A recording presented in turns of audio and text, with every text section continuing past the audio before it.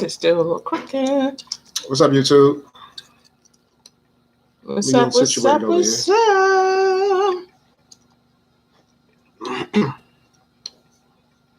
Mm-hmm.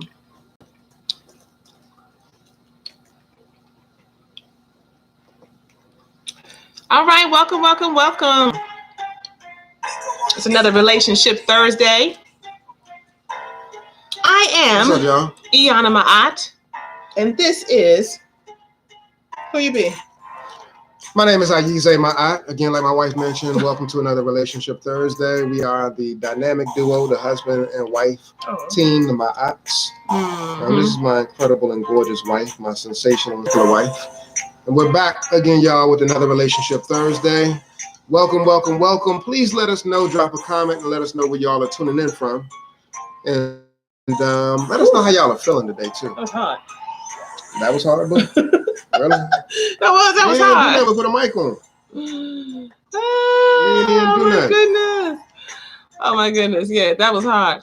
All right, my brother. We're going to drop our email address. I see your message there. So that you can email us. Email is the best way to get in contact with us. So we'll make sure that we do that. But it's info, INF as in Frank O, at the letter B, intentional.com. Okay, but I will definitely drop it. All right, I see Miami's in the house, and I see Tia, and I see Jayisha and Janet, Richmond, Virginia. All right, Tia, we see you representing Richmond. And we got Takia in the ATL shorty, and Michelle in Norfolk, Hampton, Virginia is coming on in. So, what you doing right there? You got all kind of stuff going on right there. You gotta get off that page or mute it. I'm like hearing myself in the background. So tonight, guys, we're talking about struggling relationships, and we're talking about some things. We're going to give you some tips on how to strengthen them. Some of you may be able to give some tips yourself because you may have been in a struggle or two in your relationship, or maybe you're in there right now and you're like, I've been using some strategies or something like that. Put a B in front of intentional, info at B, the letter B, not BE, just B, intentional.com, and then you got it. All right. So again, as you're joining us, if you're a note taker, we just ask that you take notes, that you pay attention to what stands out to you, and, share the video, because you might find that something is really resonating with you, but oftentimes there are other folks who find that some things will resonate with them too, but they wouldn't know if you don't share it. So help us out and share the video tonight. So again, I'm Iana Ma'at. This is my husband, Ayize Ma'at. We are therapists. We are licensed clinicians, and we do this couples work all the time in a variety of ways, whether counseling or coaching or retreats or workshops or what have you. And then right here, doing live streams and different kinds of things. But what we think really gives us the most credibility is not just our training and not just our professional experience, but it's the fact that we do this thing in real life, not pretend. Every single day. Every day. Being married, high school sweethearts, raising our 5 children, and continuing to challenge ourselves to stay engaged with one another and to do what we need to do so that we create not just the relationship or the marriage that we want, but the legacy that we really want to leave for our children, me for my girls, him for our boys, and then as a whole, right? But there's some unique things that we want to leave our children as well. So that's the work that we do. Tonight, again, we're talking about giving you some tips that will help you out if you are struggling in your relationship. Anybody ever struggle? Well,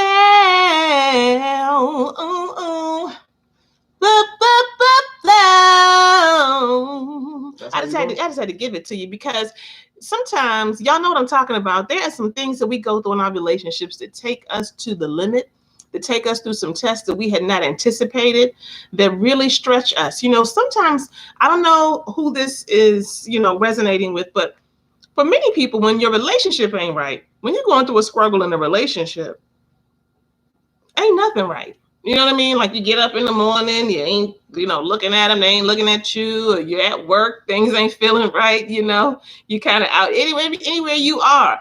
And for some people, they will compartmentalize and kind of block the issue out. And so there are those who are able to do that. But for many of us, it affects everything. Mm-hmm. It affects everything, that connection that you have. And the difficulty that comes up when that connection is disrupted and you're struggling, it really can filter into so many areas of your life. And so that's why we want tonight to share with you how it is that you can look at your relationship. You can do some things differently so that you can strengthen your relationship. All right. So again, please share this video as you are watching tonight. Drop your comments and some of your own wisdom and let us know where you are. All right. So tip number 1, we say 6 or 7. We said 7, man. 7. Tip number 1. All right. Take your notes. Again, we're talking tonight about struggling relationships and giving you some tips that you can do when you're struggling. Have we been in a struggle here or there? Yeah, we definitely have. Mm-hmm. And we have some more. You know, I mean, real talk, that's really what it's about to be. I mean, that's what being in a healthy and lasting, enduring, and a relationship that has longevity. That's what it's really all about, y'all. To go through a process of peaks and valleys. And those valleys don't necessarily feel all that great. But the reality is that you can get strength. There's value in the valley. You can get strength from that thing as long as you apply yourself of what you learned in that experience. And so, again, yes, we definitely had some struggles. And like I just mentioned a second ago, we can continue to have some. Yeah. And it's absolutely okay. I'm cool with struggling with you, babe. You are. I really am. Mm-hmm. You make me better. You make me better too. You do. I know I do. All right, y'all. If you've experienced any struggle in your relationship, let us see some hearts or some sad faces or something. Let's see some likes, some thumbs up or something. I just want to make sure that we're not alone on here tonight in terms of when it comes to having issues, drama, stress, struggle in your relationship. They all just, y'all might be perfect. Y'all got this thing down. If y'all feel like y'all relationship is on point, if it's perfect and you ain't got no issues, don't put no heart or don't put nothing like that. But if you feel like, or if you've been through a struggle, maybe they don't feel it's perfect, but they just like if you've been through a struggle in your relationship, let me see some acknowledgement of challenge. Some acknowledgement of challenge by hearts, mad faces, thumbs. You got some mad faces in the joint. Keep it 100. Tears. Yeah. Yeah, and so I appreciate the realness because, again, it's important that you all share your experience because the people they're watching and they want to feel like they're not alone. It's a normal thing to go through drama in your relationship. And so one of the things that I want to lift up is that the thing that's helped us to endure, to not just endure, but to thrive. Endure this relationship. No, not endure the relationship, but endure those time periods of struggle. Yeah. Is because of this point right here. Point number 1, y'all, is that it's important that you prioritize your relationship. It's important that you prioritize your relationship. And so what I mean by that is that, we have a whole bunch of responsibilities that we have to tend to on a day-to-day basis. And if you find yourself in your relationship and your relationship is on a back burner, it comes behind work. It comes behind potential job opportunities in the future. It comes behind your children. It comes behind church. It comes behind your boys, your girls, whatever it may be. If you find yourself in a space where your relationship is on the back burner, then that's problematic. And so to shift that relationship dynamic and to get you from a space of struggling, what you got to do is bump that thing up. You got to move it up. It's impossible for you to grow in your relationship if you don't focus on your relationship. Some people are trying to grow, trying to elevate, trying to push their relationship forward. But again, they're not even looking at that thing. They're not focusing on it. They're not making it a priority. So again, point number 1, y'all, is that in order to shift your relationship from a space of struggle, is that you have to prioritize your relationship. I'm going to give y'all something that really made me feel good. And it was an indicator that we actually prioritized our relationship. Oh. We went to the doctor probably about a month or so ago. Who did? Well, we were in the hospital about a month or so ago. Me and you. Yeah. We were in the hospital with one of our children in the hospital, and we saw one of our children's long-term, what do you call them, like a physician or his yeah. So he's been with him for a long time. And so one of the things that stood out to me is that he said, you're doing all of these wonderful and great things. Talking about our son, you're doing some great things and it's all good. But who you and what and the reason why, who you should really like give thanks to for the things that you're doing. And he pointed to us. He acknowledged us as being like the foundation, the backbone, the reason for him being able to elevate as he has. And so the reason why I'm looking at prioritizing a relationship is because there's far too many people. If you all take account of some of the relationship people that have been married around you, how many people are still together? It's not that many people that are still together. And so we haven't seen this physician. I would say it's probably been like 10. I don't know if it's been that long, but it's been a long time. It's been a long time. It's been for a long time. It's been a long time. I would say it's been close to like 10 years where we haven't seen this physician. It feels like that. It wasn't that long. It wasn't that long? It was more than 6. He stopped seeing him when he was 7. It's been a while. Okay. But my point is that we hadn't seen him for a minute. Right. And yet he comes back, and what does he come back to see? He comes back and he sees myself and my wife together in a hospital room supporting our child. Mm-hmm. And so again, the reason why the reality is that because I've prioritized our relationship. My wife, she prioritizes our relationship. We prioritize our family. And so in doing that, again, there's nothing that's going to come between us that's going, make this thing dissolve, because we make sure our relationship is a priority, and that we demonstrate that it's a priority based off of the actions that we take. So hearing him say what he said, again, is a testament to me that I'm doing something right. He acknowledged the fact that, hey, your son is doing what he's doing based off of what y'all have done, the seeds that y'all have planted in him. And as a result, like, he should give thanks to y'all for what y'all have planted in him, because he wouldn't be where he is without y'all. And so again, it's because of our commitment, our connection, and us prioritizing us, that we're able to give that foundation. And the thing I don't want you to miss on that is that we would not be able to support our children in the way that they need if we're not right. Mm-hmm. So, a lot of times people think, oh, well, it's easier to give support to the kids. But even those partners who show up for their children and who seem to partner well and parent the children well, but there's a disconnect between them, what you'll find years and years later is that your children will tell you, we knew someone right, or they were starting to have some issues, internally within themselves, because there's a disconnect between the parents. And so we would not be able to give our son and all of our children the support that they need if we do not prioritize ourselves. You can make it seem like it's right when you're just trying to put all your attention and energy on your children and you're not focusing on yourselves, but it does not work. It is not sustainable. It is not a long-term plan. So what do you have to have? You have to have evidence. You have to have evidence that you're prioritizing your relationship, because a lot of y'all will say, oh yeah, absolutely, my family comes first. Where's the evidence of that? Mm-hmm. So that's what you need to ask yourself. That's the sub little thing you need to put after this point. Where's my evidence? What is it? And if you are able to write down some things that are evidence, I want you to also pay attention to the fact that your partner needs to have some level of agreement with you, because it can't just be what you think. Oh, well, the evidence is what? I get out here and I bust my behind and I'm working hard for the family every day. But then the other partner is saying, but you ain't here, and you working for something that, we can't put our hands on. It's not tangible and we miss you, right? Yeah. So you have to have evidence of that. I think that's really important in terms of prioritizing your relationship. So that is not a small thing. That is not something that you need to take for granted. What you need to understand is that you have to really, for real, prioritize your relationship, which means that you should be able to look at some things to show yourself and your partner that you're doing that. All right, so that's number one. We're moving on to number two. Again, if you're just joining us tonight, we're talking about some tips to help you if you're struggling in your relationship. A lot of times people get into issues because they don't prioritize their relationship in the first place. So if you're struggling, this is the time to make the shift. This is the time to make the shift and say, I got to do some things differently. And that's really hard when you're making a shift to do that if you're already struggling, because if there's disconnect, somebody got to come out their corner. You got to pursue the other person. You got to do some things that will. In reference to prioritizing your relationship, I want you to ask yourself these 3 questions. You can call these the A question. Ask yourself these 3 questions. Am I around? AROUND. Am I around? Mm-hmm. Ask yourself that question. If you're not around, then you're not really prioritizing. You're already coming up short. Yeah, you're coming up short. That's the first question. The second question is accessible. Am I accessible? And so I can be around, but not be accessible.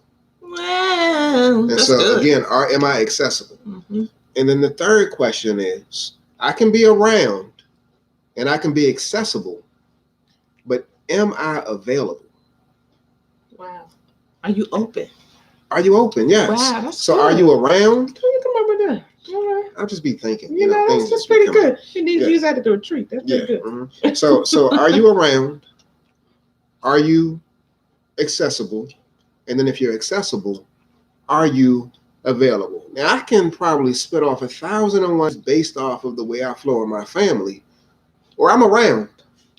I'm around and I'm accessible, but I'm not necessarily available because I'm preoccupied. I'm preoccupied with the laptop. I'm preoccupied with the phone. I'm preoccupied with just the busyness of life and picking up and cleaning up and fixing something and doing something. So I'm not really available to you. And so you may find yourself in your relationship in a space where you're around, and some of y'all got challenges with that. You're not around. But if you find yourself in your space where you are around, really ask yourself, are you accessible? And what does it mean to be accessible? Are you positioned that can get to you? Are you in the same room as your partner? When they're watching TV, are you sitting next to your partner? Right. Are you? When they're in the bed, you know, how is your body positioned? Is your back towards them? Are you turning towards them to face them? What are you doing? Are you accessible? And then are you available? Do they know that they can pursue you? Do they know that they can engage you based on how you position yourself and your level of openness? Again, are you around? Are you accessible? And are you available? That's good. That's good. I hope y'all got that one. That was real good. Very good. The second tip for you is this. When you are struggling in your relationship, you really need to make it your business. And if you knew at one time, you need to make sure you revisit this. If you're like, oh, I already know that, revisit it and learn what needs to happen for your partner to feel loved and respected. What does your partner need to feel loved and respected? It's really important because every person is different. Every person has different needs. And the partner that you had in year 1 certainly may be different than the partner that you have in year 5, and certainly is different than year 15, and so on and so on. So sometimes we got to do a revisit and a recheck. Some people need to hear I love you several times a day. They need to kind of get an I love you, and they need you to articulate that thing, right? And come by and, you know, give them a little tap and look at them, and right, they just needy. They just need you. They want you to touch them, right? Some people need that. Some people would do all right with just, 20 minutes a day of concentrated time. I will do my thing. I'll be out and about and moving and handling my thing. I just need 20 minutes of your concentrated time, right? If we just connecting for 20 minutes and we're really connecting and we're talking about what's happening with us, right? And then we move on about our day. I don't need to connect with you several times. And then you have others who will be just fine with a little pat, pat, and how you doing, baby? You good, right? And then and they're okay with like longer periods of time without really focusing in. Now, we always say that couples, good, strong, successful couples, will make time to connect every day in some way. But what that looks like and how that flows for the two of you, that's your business to know about your partner and to revisit and check in and see, do I understand what my partner needs to feel loved and respected? And if you don't know, you ain't gotta, study in secrecy. Just ask them. You know what I'm saying? Just ask them what would be helpful for you. Now, I will say a lot of times we know what we don't want, we know what we don't like, and we know what's an issue. But the moment you ask your partner, well, what do you want? What exactly would be good for you? Sometimes there's a little bit of a pause and we're not always as clear, but you need to make sure that you understand that, because at a minimum, even when the love isn't flowing, even when you ain't really feeling them and they ain't feeling you, and y'all struggling just to kind of be nice and sweet to each other, what you need to make sure you maintain is that respect. The respect needs to be there at all times. And if it gets disrupted, you need to quickly amend that and make sure you come back and resolve that. So making sure that love and respect is there and that you understand what that looks like for your partner, that's one of the things that you have to keep intact during the struggle. Because couples who are struggling, dime a dozen. Everybody goes through some struggles, but the couples who move from struggling to hanging on, by a thread, and now they, on the out, and then they thinking about divorce, those are the couples who were not able to maintain the respect. Those are the couples who are not able to maintain any sense of, what does my partner need to feel loved? If your partner's like, when you do for me and you bring me some food and you do this, if you can just hit that like once a week even, right? You're maintaining some love. What is it that is needed? So you have to understand what those baseline requirements are for your partner so that you are intentional about doing those things in some way, shape, or form in the middle of the struggle. Because when that disappears, then you start to spiral out, making sure that you're demonstrating, I respect you. I love you. I ain't feeling you, but I love you. I ain't feeling you, but my respect is always here. You got to do that. You got to do that. You know, one of the things that I appreciate about you, baby, is that, you know, we experience our moments of strife. You do a great job at you know, honoring my voice in our home. And so you know, you don't, a lot of men have expressed to me in our individual sessions just challenges around engaging their woman, beefing with their woman, and almost feeling as though their woman is trying to mute them. Yeah. And so, you know, and they feel uncomfortable really expressing their thoughts and feelings. And so when we speak about the whole process, you know, I really do feel that in many instances, even if we're having challenges, depending upon the scenario, you may assume a role or position of deference or yielding. You know, because you recognize that it's an opportunity, or you recognize the role that I play in this household. And so, you know, it's not always the case where you're necessarily doing that, but you have a keen sense of awareness when, and so I could be wrong in a situation, and I could be, you know, emotionally feeling broken and fragmented and damn, I messed up. But it requires keen insight on your partner's part to be able to really acknowledge or see in the midst of the brokenness that I got to honor this dude. I need to honor this woman and recognize and respect the voice that he or she has, because there's value that they bring, even though they may have jacked something up. And so again, the respect piece is really about really acknowledging and honoring the value that another person has, and allowing that to shine through. And so I appreciate the fact that, again, in moments of strife, you know, you've demonstrated deference, as I have as well. But I just wanted to express that. And I know that I reach out and extend and try to connect in with you when we're beefing. You don't be liking that all the time, but you know, but yeah, I was gonna say, but you know what I need though. You know, I love that you lifted that up, because what we're talking about is paying attention to what your partner needs to, and what does it mean for them to be loved and respected, for them to really feel that. So one of the things I know about my husband is that respect is a big thing for him. And some of the ways that I flow early on in our relationship were not so helpful. You know, and I also know that my husband's temperament is one where he's much more laid back. He's chill. He takes his time. My temperament is much more kind of, I don't know, how would you describe it? Fiery. Yeah, fiery, right? So even though firecracker. Oh, a firecracker, but even knowing that, right? That may be my natural and maybe what is most comfortable to me, but it is not helpful in a situation where he needs room to come forward.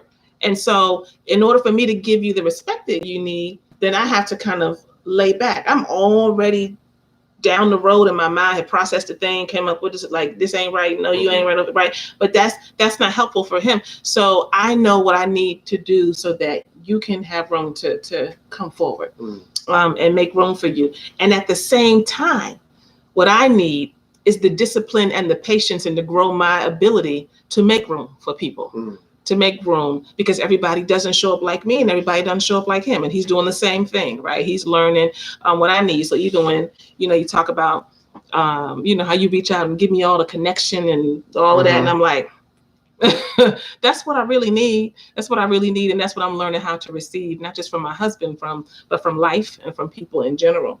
So again, remember that the design and the divine design for relationships is that what it is that we need, even when we resist it, will oftentimes come through our partner, and will be taught by our partner, will be challenged and triggered by our partner. But ultimately, we have the ability to play a role in the healing and the enlightenment of our partner. But it has to come through love and respect. It has to do that. All right. So number 3, y'all. Number 3. And again, if you have not shared, please go ahead and do so. We talking like a mug. Yeah, we do, but it's a good thing. Number 3, and I'm gonna give this right here in response to one of the questions that somebody asked over here on Facebook. They asked about Ayesha Curry. What is that? So they said, what do we think about the situation? And so I don't even know. So, I don't know what's I going just pulled up something really quickly. Like, we have not seen the red table talk, but number 3 that I want to give y'all is let go of the desire to fix or change your partners. Right there. And so based off of what I was able to skim of this particular article, when we talk about let go of the desire to change or fix your partner, we actually did a live stream last week where we talked about certain annoying behavior, not just in our relationship, but things that you may find annoying in your relationship as well. And so we did it all in fun, not necessarily with the expectation that your partner would change. But one of the things that we did say last week was that, you know, you let go of an annoying behavior and I'll let go of an annoying behavior as well.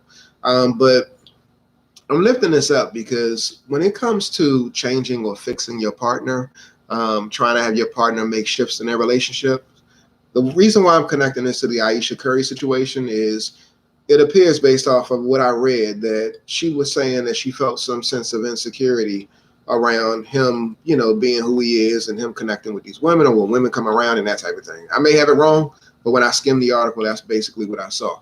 And so, number one, I applaud her for at least acknowledging the fact that she's having some sort of feelings, being in this relationship and having to deal with the women who may possibly try to get with her man. You know, I applaud her with that. It takes a lot of courage to express that, to share that.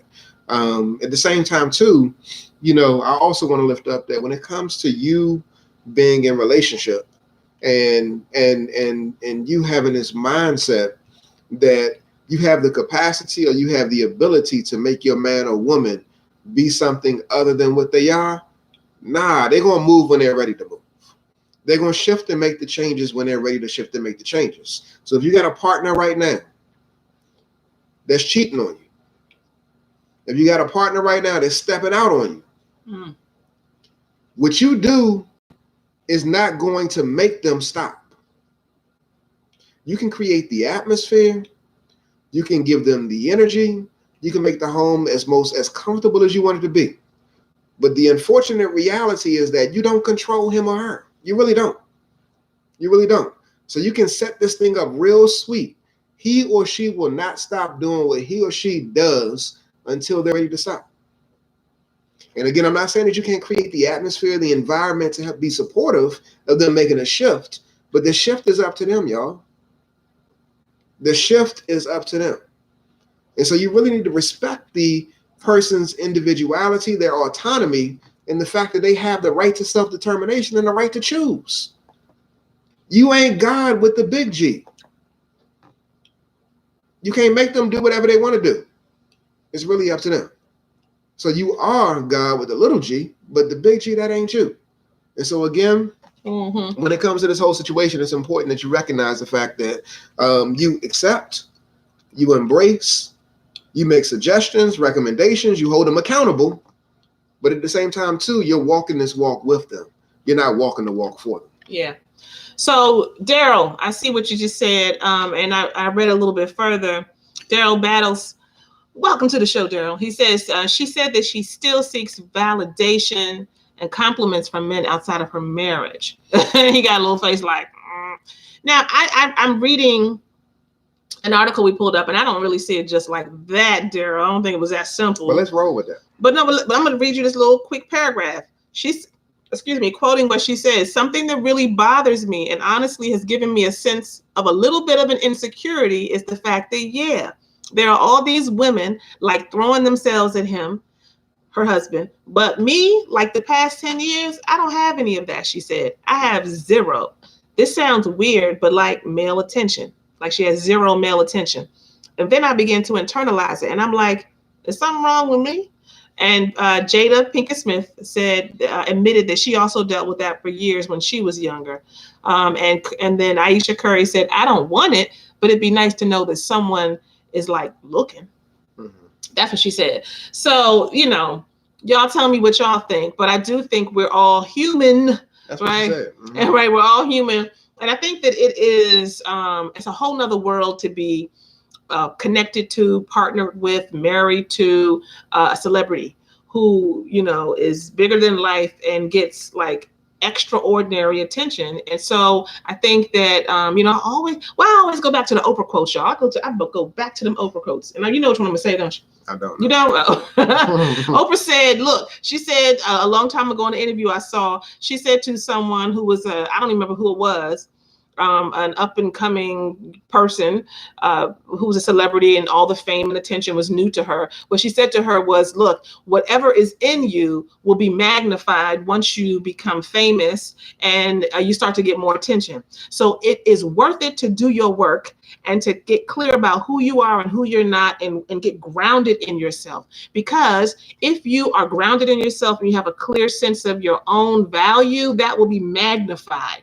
That will be magnified when you become, bigger than life and you get all this fame and attention. If you are unsure and uncertain about yourself and really insecure, that will be magnified, when you become famous and get all this attention. So I think that all of us, right, depending on where we are in life, depending on what the situation is, can feel that. And I think it's hard sometimes for us to be, who are outside of that fame and celebrity circuit, to really understand what that's like. So I understand where she's coming from, because that's probably a whole nother world. I don't think she's necessarily saying, I want dudes to be looking at me and holler at me too. I don't think that's the energy she was coming with. I ain't seen the thing. I literally just pulled it up. You know what I'm saying? But just reading those words, I think what she's talking about is just, honestly, some of the insecurity that she's had being married to a superstar, right?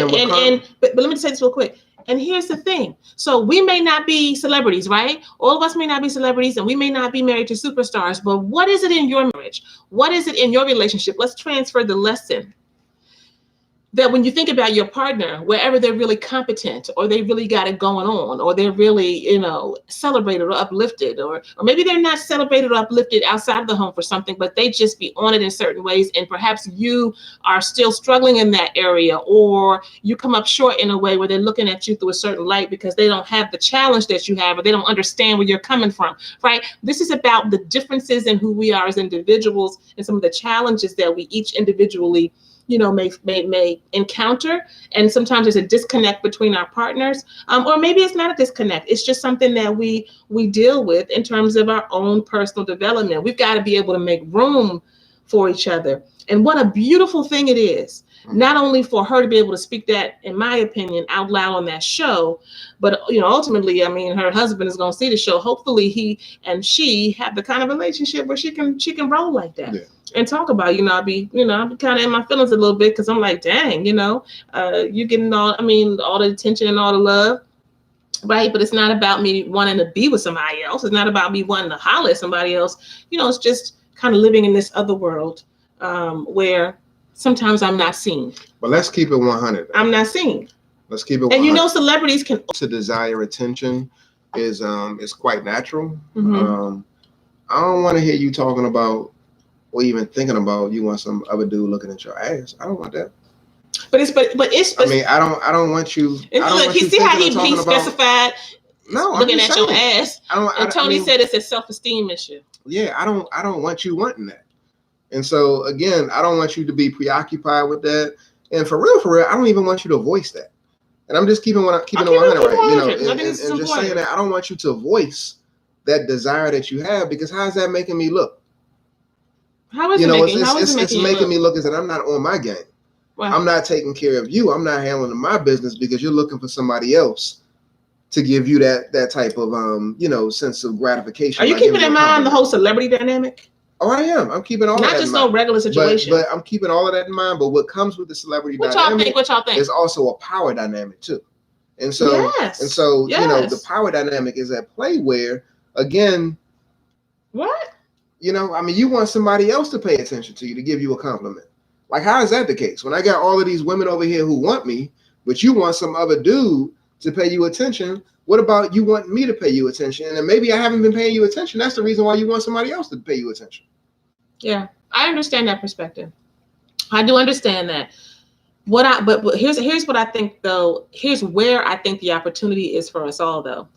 I do believe that it's not that simple. It's not one-sided like that. And a lot of times as a partner, we just get locked into how we see it, this one way of thinking about things. And I don't think that, particularly with that celebrity dynamic, but again, let's take that away. Let's just say it ain't about no celebrity dynamic. Maybe let's think of some modern day examples in relationships. Let's say somebody's outside of the home working, and the woman has decided to stay home and be with the children, but she really, is a boss.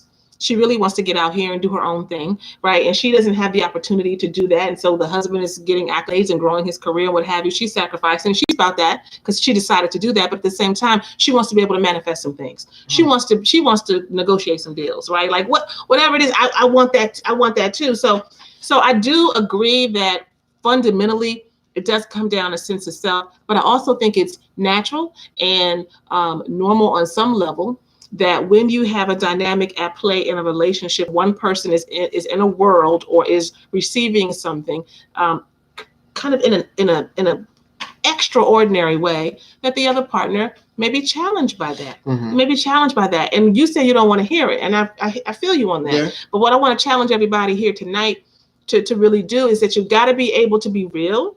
But you've also share it, you got to also be willing to say, look, I can't right now, boo. You know what I'm saying? I'm just not in that space right now because it's taking me somewhere else. But then you got to be able to come back to the table and be like, talk to me. Because partners who are able to have that level of transparency, those are the ones who have the real connection. Those are the ones that no amount of ass, no amount of boobs in your face, no amount of whatever is going to disrupt what you have. Because the level of intimacy, that's intimacy, to be able to share that kind of feeling with your partner, and to do that, in a way that kind of opens you up to vulnerability. That kind of intimacy is the kind of thing that makes superstar couples. Superstar couples. So you can be your own superstar couple, but you got to make sure that you're willing to have the conversations and you make room for it. And that means that when you tell your partner, they like, I ain't really feeling it. What you're saying? Did you hear? You here for that too? But it's a different level. It's a different level of transparency and honesty. I mean, we did a video back in the day where we were talking about something about like yoga pants or something like that. And so my wife and I, we've had like tights. Should my wife wear leggings or tights or something? Oh, somebody asked that question. Yeah, and we did that video because that's a very real question and it's a very real thing. Some men feel like, no, my wife, she's not wearing that. And but some women, a lot of men feel as though you're putting that on for other men. And so women, and my wife has also said to me, this ain't for nobody else. That irritates me. And not that I have a bunch of yoga pants, but I'm just saying that irritates me. Like my whole world revolves around what I'm trying to look like for another dude. First of all, second of all, and third of all, I'm trying to look good for myself, and I am highly influenced by you. But I think the next level is where you're able to, what Aisha did, where you're able to acknowledge that I do like the attention. Because you think when I say I'm not, nobody's wearing it for these guys in the street. I'm wearing it for myself. I think I look cute. I like to look in the mirror and be like, oh, I look good. And then I like to walk downstairs and see you go like, you think. But then you walk out. Then you think really for real, boo. That's true. But when you go outside, that you're also looking to see who's looking. You're not looking to see who's looking, but you know people looking. But so when you say people are looking, y'all, we always have this conversation. Just excuse us real quick. When you say people are looking, I'm not consciously thinking, people are looking, I look good. I'm doing me, being me, going out. I really am. I'm not. So I feel like you think that, so like, we walking and I'm kind of like looking up the side of my eye, like, I'm bad. You know what I'm saying? But no, and I'm not saying women don't do that, but I think it's a mistake to think that, because to me, and I'm gonna go here, I'm saying, everybody loves some attention, Erska. I'm with you. Everybody does. But I am highly satisfied by my husband's attention, and I love attention because I'm a Leo.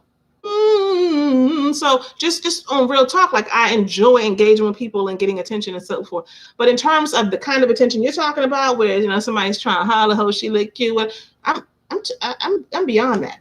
I get that from my husband. So there's different types of attention you can get, and I'm not searching or looking for that or peeping for that. That's just not where I am in my development. And I've been there, right? I've been there even when we were together. I've been there, but I'm not there anymore. So I just think that, it's kind of taking women down to like, it just makes me feel like you're making women like, we put on the clothes and try to put on stuff because we want you to see us. Like, dude, like I'm deeper than that. You know what I'm saying? Some of y'all do.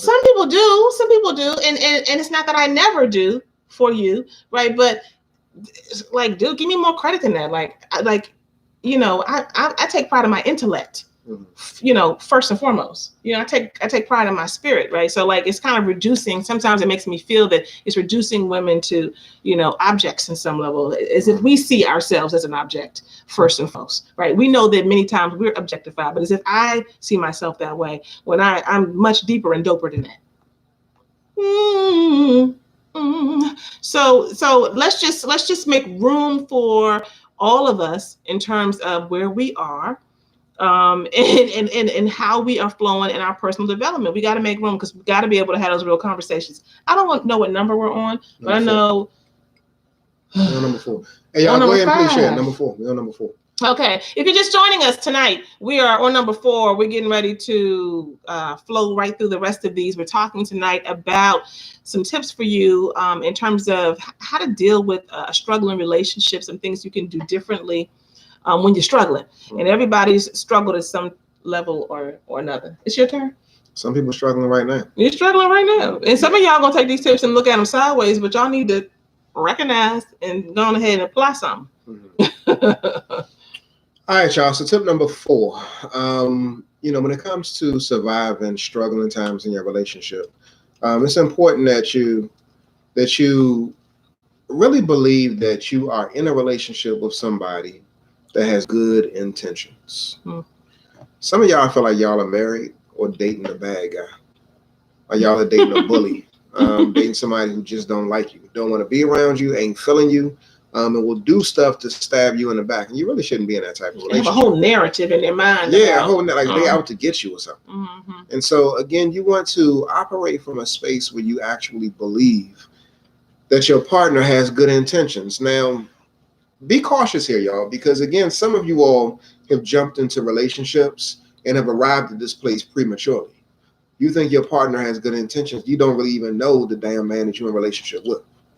Or the woman that you're in a relationship with. And so again, you want to make sure that you pace your relationship appropriately. And when you arrive at a place where you've actually established some level of commitment, where you've been able to establish some level of trust, some level of respect, some level of honesty in the relationship, then you can operate from a space where you believe that your partner has your best intentions at heart and in mind. And it's when you operate from that space that even though they may come up short at some point. It's been times in my relationship with my wife.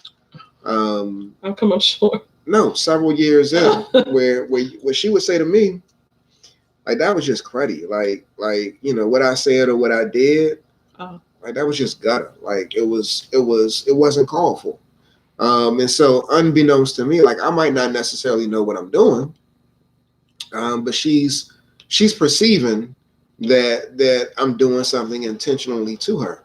And in some situations, y'all, let me just keep it real. You are. I am, or I have. Sometimes you just straight been coming for me. Yeah. And but however, the thing that I know is that my wife, she'll give me the benefit of the doubt. And it's because of our relationship longevity, our history, and what we've been through, that she knows that I have her best intentions at heart and in mind, and vice versa. And so again, you have to go through some things to really be able to understand and experience that, to know that. But it's important that you allow yourself the space and the time for your relationship to mature so that you can develop the understanding that your partner has the best intentions for you. Is there anybody out there who feels like you can put a little tear sign or something like that, or a frown, that your partner really doesn't have your best intentions at heart, best interest at heart or in mind? Anybody out there? And when you're questioning that, you can't get on stable ground because you don't really know where they're coming from. Are they here for me, or are they coming for me? Are they, they got my back, or are they trying to stab me in the back? And you need to get clear on that. A lot of times, to your point, it's not that they are not coming with our best interest at heart. It's that we have so many layers of stuff built up over time to protect ourselves, to defend ourselves, that we're not able to see clearly. And so our glasses are tinted, and we need to wipe them clean and understand that we have to get out of our own way so that we can see our partner through a clear and clean lens. As my husband said, there are some people on here who are watching, whether now or on the replay, and your partner is not right. Yeah. Right? We ain't talking to you. Well, you're not right. But you're not right. Yeah, or you're not right. Mm-hmm. But for the most part, if you're coming together with someone who you love and they love you, and you all have that baseline of love there, then you got to be able to give them the benefit of the doubt. Number 5, I need you to respect yourself, and I need you to express yourself. Respect yourself and express yourself. There are so many of you who have a hard time saying what you feel, putting it on the table. And if it's not received well, putting it back out there, right? And not kind of modulating yourself and flowing with how your partner responds to you. If your partner, it seems like they're open, then you'll kind of lean in more. If they seem like they're not really feeling it, then you'll lean back, or you'll just be like, you know what, it don't even matter because they ain't even, they're not even listening. They're not even paying attention. That is neither here or there. I had to tell myself that not that long ago. I was having a situation professionally, and I was struggling. I was having a difficult time. And I was like, you know what? I don't even want to talk about it because they're not even going to be here for it. And I start psychoanalyzing. They don't even have the capacity to understand what I'm talking about. They don't have the emotional intelligence to meet me where I am, right? And I started to get all high and mighty. And then I had to look at myself and I just said, but guess what? That ain't got nothing to do with you, Iyanna. You need to say what it is you need to say. Because if you say that you're a person who speaks the truth, who is an advocate for yourself, who, listens to your own inner knowing and speaks up for yourself, what they will or will not do, what they will or will not receive has nothing to do with me. And I've had to do that with my husband as well. Sometimes I don't want to say some things. I don't want to put some things out there because I don't want to hurt his feelings. Sometimes I don't want to put some things out there because I don't, want to make him get upset. I want to take care of him. I know he struggles in this particular area. He has a hard time. And so then I don't want to say how it's making me feel because then I'm going to make him feel bad and he doing the best he can. Ain't none of that my business. Mm-hmm. It is my duty as his partner to be able to reflect how I'm being impacted and what I'm experiencing in the relationship, even when he's having a hard time. I don't have to take care of him. I think I said this in the last live stream, and I don't know why this keeps coming up. But good counselors and therapists, when you're in that therapist and client relationship, sometimes clients have a hard time telling their therapist difficult things like, I don't like when you said thus and so, or it made me mad when you blah, blah, blah, or I feel like you're putting me in a box, or, whatever it is, right? Sometimes the client has a hard time with that. And what we tell the client is, you don't need to get me. You don't need to take care of me. I got me. You need to take care of yourself. So in order for us to have a good working relationship, you've got to be able to talk and speak the truth, period. It's the same thing in your partner relationship. So make sure that you are speaking up and you're expressing yourself. And if you have a hard time with that, sometimes you do need to get into some individual counseling so that you can, really figure out where does that stem from. Many of us come up in families that suppress our voices, that teach us not to do that, to not speak up and talk. And so it's really difficult. And if that's your area of learning, I bet you your partner challenges you in that area because they ain't trying to hear it no way. Or their voice so loud and big, they just talk over you and you trying to figure out when and where to say something, right? So just remember that they're there to help you learn that lesson and to bring out that skill within yourself. So that was number 5 or 6? Number 5. That was number 5. Oh, and number 4, Tanisha, go back up. She said attention. Thank you, Tanisha, for writing these down. Operate from a space where your partner has good attention. It's good intentions. Good intentions, right? Like where you are actually giving them the benefit of the doubt that they actually have good intentions. And I like what Artesia on YouTube says. She was honest. She said, to be transparent, I didn't have my partner's best interest. Oh, okay. You got to be courageous to share something like that. Mm-hmm.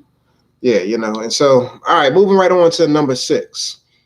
Number 6, y'all, it's really important to move from a space of struggling in your relationship to really operate from a space of gratitude and to take the time to express your appreciation. Mm-hmm. Take the time to express your appreciation. Even when you're struggling. Everything can't be stank all the time. Yeah. It really can't. It really can't. After a certain time period, if something is stank, you start to get used to it. You don't smell it no more. Then you start to you make it up. Then you be like, that stank over there too, and and then it smells good over there. You just making stuff up. That's all you see. Yeah, but and that's what people do though, right? Then they start to misconstrue everything because everything is a hot mess. Everything is a hot mess. But I don't know if y'all have ever had the experience of walking into your house and forgot to take out the trash. and your house was funky, but after a while, like if you still continue to forget to take out the trash while you're sitting in there, you get used to the smell. Or if you walk behind somebody after they went into the bathroom and they drop one, you know, you like, damn, it's stinking here. But then after a while you're in there, you get used to the smell, and so it becomes. And then somebody else come in the house, and they be like, "Dang!" You be like, "Is it stinking here?" Yeah. Oh, I guess my nose adjusted. Because that's, you know, this is normal. So again, take the time to express appreciation, even if you know, things are effed up in your relationship, because the reality is that there has to be something good going on. You chose your partner, y'all. You chose him or her, and you know, what about him or her is keeping you in the relationship, or what about him or her that you saw in the beginning that made you choose to be in a relationship with that person? You got to lean on that. You really do. You got to lean on that, because, you know, my boo, she don't always show me her best side. I don't always show her my best side. The other night, actually, I was irritable for some reason. And then I woke up and I had to apologize to you for being irritable the previous night. I just knew you was in your space. I was in my space. That man, and it was just dumb. It was period. I was in my space for no reason. Like it was just dumb. And I can't even remember why I was in that space. But I had to apologize to my wife. But I think that, and I know that my cumulative experience with her is one where, you know, she sees the beauty in me. She can appreciate so much more than those moments, those fleeting moments of me acting real stank and you know, just being off. Give your partner some grace, y'all. Grace. You know, I'm off sometimes. You off sometimes. And we give each other grace. We do. I gave you grace before this live stream.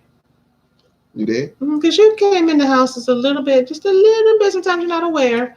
A little bit kind of like in your little space. I'm like, what's wrong with him? I'm like, he'll get his glass of wine and we sit down. He'll be all right. But, you know, you get a little tight. Like, boo, can you please make sure you're on time? Yeah, y'all remember last week. I'm like, dude, I'm doing what I'm supposed to be doing. Can you watch your energy? But we have to give each other grace. If you're just joining us, we're on the last one. I'm getting ready to share the last one for you this evening, the last tip, as we tonight have talked about 7 tips to strengthen a struggling relationship. And so this last one is really important. I don't want you to take it lightly. You need to make sure that you are true to your word. Be true to your word, because trust is going to be weak in a struggling relationship. That's just what it's going to be. When your relationship is struggling, you know, you might have a solid bond, but it's a little shaky, not the bond, right? But the trust can be a little shaky because I don't really know where you're coming from and I'm in a defensive mode. And what we know about human beings is that we tend to go to our comfort zone when we are struggling. So you must be true to your word. That means that what you say you're going to do it. If you decide to do something differently, make sure you follow up and loop back to your partner and let him know, wait a minute, I've shifted a little bit. I just want to let you know where I'm at and this is what's going on. Because things that might be okay when you're not in a place of struggle become completely unacceptable when you're in a place of struggle, right? Because now we don't know where you at and things are feeling a little funky and I'm unclear about what's going on. So you have to make sure that you're true to your word.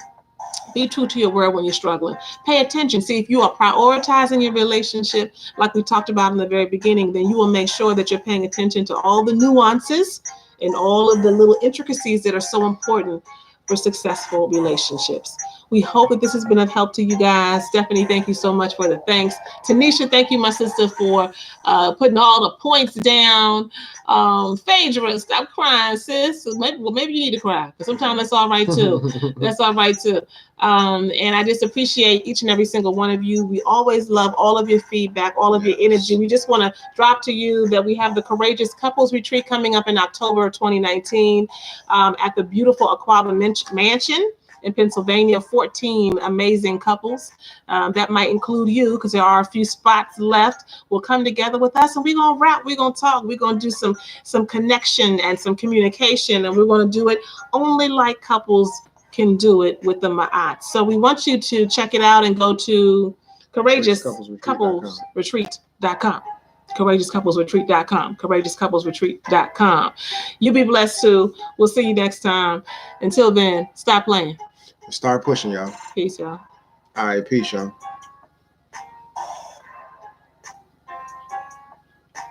Oh, my Raw said put it in the chat. Can you type it in there, Rick? Oh, yeah. Thanks, my aunt Raw. We'll put it in the chat. You do that on Facebook, too. Woo! I'm hot. We still on here, y'all. We about to get off. Now, let me see. Did I do that right? CourageousCouplesRetreat.com. Boom! It's in the chat. We see y'all next time.